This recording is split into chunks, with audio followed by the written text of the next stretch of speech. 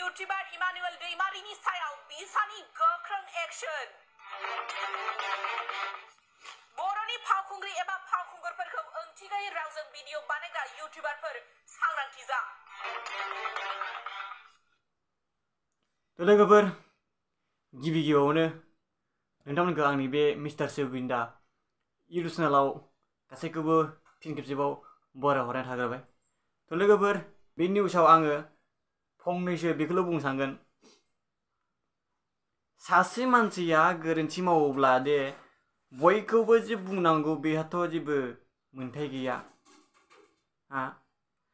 सासे मानसिया माबाफोर डाकेट मावबाय, सिखाव मावबाय, जोङो बयखौबो सिखाव गोजा होनना जों बुङोब्ला जोंहा माबा मोनसे लाब जागोन नामा? लोगोफोर दा इमानुएल दैमारिया मोनसे फावखुंग्रि, बर'नि एक्ट्रिस, बेखौ रायबाय, रायनानै बियो गावनि साबस्क्राइबार आरो मोनसे वाच टाइम बेयो कमप्लिट खालामनो थाखाय बियो नाजादों। नाथाय बेहाय बिनिल' गोरोन्थि, जोंनि नङा। हाज'वारिखौ कन्टेक्टआव लानो बिथाङा थांखि खालामनानै कन्टेक्ट खालामनाय जाहैबाय। इंलिश फिल्माव खामानि मावनो हागोन ना हाया सोंदों जाहैदों आरो दा मनालि साला जाम्बा मालाय एसेबां जाम्बा थायो नालै, थोद बबे दुनियाव थाखुमानाय नोङो, बबे खनायाव थाखुमानाय नों एसेबां जाम्बा मानसि जाखो हलाय? सोरबाखि बेफोरबायदि वाच टाइम साबस्क्राइबारफोरा कमप्लिट खालामनो थाखाय नोङो एसेबां गोनांथिबा नों बेबायदि खालामनानै दरखार गैलिया। बिदि खालामनो नाङा नोङो। मालायनि इसिबां मोजां मोजां एक्ट्रिसफोरखौ मालायफोरखौ बेबायदि सोंखारनानै नोङो साबस्क्राइबार बारायनो सानबालाय नोंलाय बबाव जाबावनो जाम्बा लरग' लरग'नो। बुस्थुआ लाइन गैला न' सिङाव, माने आंनिबो मोनसे फिसासा स्टुडिअ दं नालाय, बेहाय माने आङो खालामदों आरो भिडिअखौ, बेनिफ्राय लाइन गैयिनि जाहोनाव माने बे लांदांदां बेकग्राउन्डआव खालामनाय जाबाय आरोखि दै लोगोफोर। नोंथांमोना गाज्रि मोननांला। बिदिब्ला नोंथांमोना भिडिअखौ फुरा फुल नायलांबावदो, अब्लासो बुजिना मोनबावगोन मा बुंलांखो न'आव फैनानै बिथांमोना। बिसानि बिथांमोना मा बुंलांखो न'आव खर' फैनानै, नोंथांमोना एसे नायलांबानो जाबाय। साफ्रोमबो रायजो राजा बिथांमोननिसिम जोंहा मोनसे फेसबुकआव माखासे भाइराल जादोंमोन। इमानुएल दैमारिया माखासे गाज्रि मेसेज हरदोंमोन। जों बिथांखौ जोङो बिथांनि न'खरावनो जों फैनानै बिथांनाव सोंखारिदोंमोन बबेनिफ्राय बबे माब्रै जादों। दा बिथांनिनो बिफा, इमानुएलनिनो बिफा बिथांबो दं, आरो लोगोसे जाय माने भाइराल जादोंमोन बा फेसबुकआव बायदिसिना रोखोमनि बुंजादोंमोन, बिथांनि डिस्ट्रिक्टनि, चिरां डिस्ट्रिक्टनि बिथां आफादगिरि दं। दिनै बिथांमोना मा रायलायदोंमोन आङो स्पष्टखौ मिथिहोनो थाखाय चिरां जिल्लानि आफादगिरि बिथांखौनो बुंनो थाखाय खुलुमबाय गासै निउस नायगिरि बिथांमोननिसिम। माने जों बिथाङा बुंखाबाय जोंना उदालगुरि डिस्ट्रिक्टनि सेक्रेटारिया जिथु बाव फैनायनि मेन रिजनानो जाहैबाय नैबे फंबाय इमानुएलआ माने नंखाय ससियेल मिडियायाव जोंहा जोंनि बर'नि मुंदांखा एक्ट्रिस मनालिसा हाज'वारि लोगोसे आरो एक्टर सोरां बसुमतारी बिथांमोननि सायाव नंखाय जिथु खोथा बांसावदोंमोन, जिथु खोथाया नंखाया, बे खोथाखौ बिथाङा गावनि भिउसनि थाखाय, गावनि साबस्क्राइबारनि थाखाय गावनि इउटुबाव हरना लादोंमोन। बेखायनो जों बिथांमोनसिम फैदों, जिथु बिथाङा जिथु बे खामानिखौ मावदों, जिथु नंखाया, बिनि सायाव जोङो दुखु मोननानै जों चिरां डिस्ट्रिक्ट बिसा हिसाबै आरो लोगोसे उदालगुरिनि डिस्ट्रिक्ट बिसा हिसाबै जों ज' जानानै सावरायलायनायनि गेजेरजों जोङो समाधान खालामनो बा मा रिजनाव मानि थाखाय बुंदोंमोन बेखौ बे फंबायनाव जों सोंनो फैदों।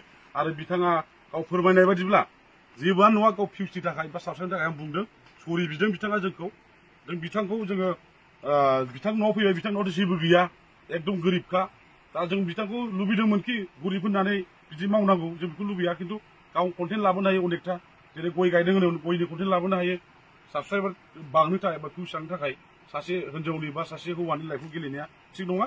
दा बिथांनि खुगानिफ्रायनो नोंथांमोननि सिगाङाव बिथाङानो फोरमायगोन मानि थाखाय बिदि बुङामोन। दा बिथांखौनो आं खावलायनो थाखाय बुंनाय जाबाय।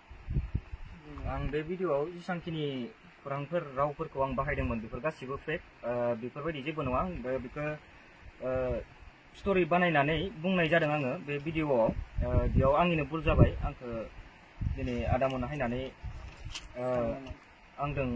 दिनै आंखौ माखासे आंनि भुलफोरखौ आंखौ बुंफैबाय, आंखौ क्षमा खालामबानो जाबाय। बेफोर गासिबो फेकमोन नङा, बेफोर गासिबो आंनिनो भुल जाजोब्बाय। आरो आं बेखौ भिडिअ बानायनायनि कारनानो जाहैबाय आंनो वाट्स आवार नांगौ जादोंमोन चेनेलाव वाट्स आवारनि थाखाय आङो बे भिडिअखौ बानायदोंमोन नाथाय आंहा दिनै बिराद गिदिर भुल जाबाय जितु आं बेखौ दिनै सोलोंनो मोनबाय आं सानाखैमोन बेबायदि जागोन होननानै क्षमा खालामबानो जाबाय आंखौ ओमफ्राय मेन उद्देश्य बा मेन कारना बे भिडिअखौ बानायनायनि जाहोनानो जाहैबाय पपुलारिटी बा फेमास जानाय बा वाट्स आवार बेमोन आरो कारना बेसेनोसै आंनि बुंनो गोनां सानबावबाय नोंथांमोननिसिम जाय जायानो जेसांखिनि दाहालागै इउटिउबारफोर दोङो बा इउटिउब क्रिएटर जोंनि बर'नि नोंथांमोनाबो बे आं दा जेरै जि भुलखौ मावदों नोंथांमोना मावाबानो जाबाय आं दिनै आं लेसन मोनबाय नोंथांमोना बे भुलखौ मावनो नाङा नोंथांमोना आं बायदि नङाबा मोनसे समाव बा बेफोरबायदि प्रब्लेमाव गोग्लैनो गोनां जागोन आरो नोंथांमोना भिउसनि थाखाय बा वाट्स आवारनि थाखाय बा फेमास जानो थाखाय आं बायदि भुलखौ मावनो नाङा बेनो आंनि बुंनो गोनां नोंगौ सोरबा सासेनि लाइफखौ जानाया बहुत माने गिख्रंथाव दिनै बिथाङा गावनि साबसक्राइबखौ बारायनो थाखाय बेफोरबायदि गाज्रि लाइनजों थांदों बिथाङा गावनो बुजिबाय निस्सय आं खावलायदों बा बयखौबो आङो खावलायहरगोन इउटिउबार बिथांमोनखौ सोरखौबा गाज्रि खालामनानै गावनि माने साबसक्राइबखौ बारायना लानाय बेखौ जेब्लाबो दामावथों जों हागौमानि रायजोनि मोजां मेसेजखौ जों होनो नाजानांगौ सोरबा रोङैखौ जों मेसेज हरनांगौ बेफोरबायदिखौ लायोब्ला बयबो ससाइटियाव जोंहा जौगानो फैगोन आं बेखौ